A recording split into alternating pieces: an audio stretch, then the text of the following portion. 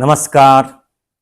एक आसन आकाशवाणी सोबत या कार्यक्रमामध्ये सर्वांचं मनपूर्वक स्वागत.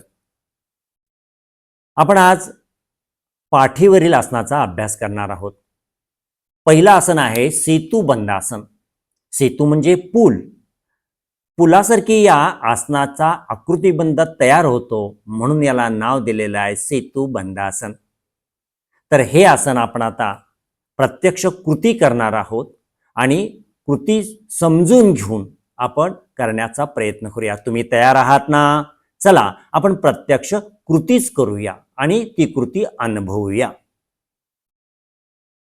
सावकाश शवासन संपवायचंय. हळुवारपणे दोन्ही पाय एकमेकाच्या जवळ, हात मांडीपाशी.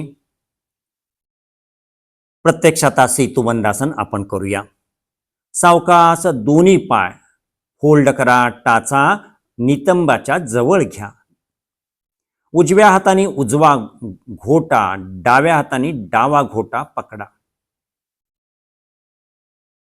एक श्वास बाहेर सोडा आणि श्वास घेत घेत हळुवारपणे कंबर, पाठीचा कणा हळू हळू हळू वर उचला. अंतिम स्थितीमध्ये श्वसन चालू ठेवा.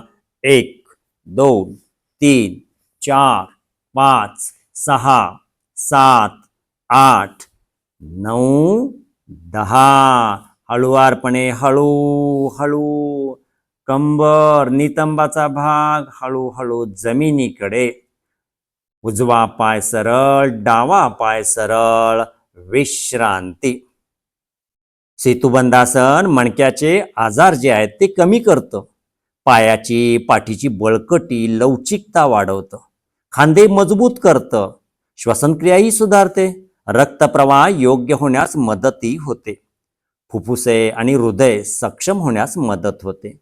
आपल्या ज्या काही चिंता आहेत त्या चिंता कमी होण्यासाठी आपल्याला हे आसन अतिशय आपल्याला उपयोगी पडतं. अग्नी प्रदीप्त होतो, भूक लागते, बद्धकोष्ठता कमी होते. योगाचा आपण रोज अभ्यास वेगवेगळ्या रीतीने करत असतो. योग हा कर्मसु कौशल्यम. गीतेमध्ये सांगितलंय की बुद्धियोग कर्मातील खरे कौशल्य आहे. मन शांत आणि स्थिर झाले की मग बुद्धीच्या स्तरावर कामे होतात आपोआप. म्हणून कर्मामध्ये कुशलता येते आणि कुशलता ती आपल्याला योगाभ्यासातून प्राप्त होते. पतंजली महामुनीने योगश्चित्त वृत्ती निरोधः असं सांगितलंय. अर्थात योग म्हणजे चित्ताच्या वृत्तीचा निरोध. आणि आपण आसनाच्या अभ्यासातून मन स्थिर करण्याचा प्रयत्न करतो. मनाला शांत करण्याचा प्रयत्न करत करत आसनाचा अभ्यास करतोय. स्थिरमय आणि सुखमय आसन करण्याचा प्रयत्न करतोय. नमस्कार.